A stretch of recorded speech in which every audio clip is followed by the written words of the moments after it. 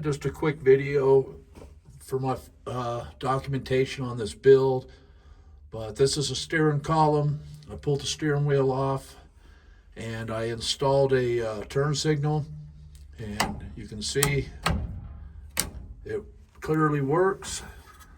Over here is for the four-way, and then this is for tilting the column. So should work. Anyways, later.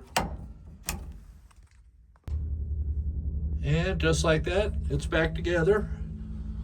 So see, the steering wheel's on. I kind of like the billet aluminum. I think that's pretty cool. Let's see.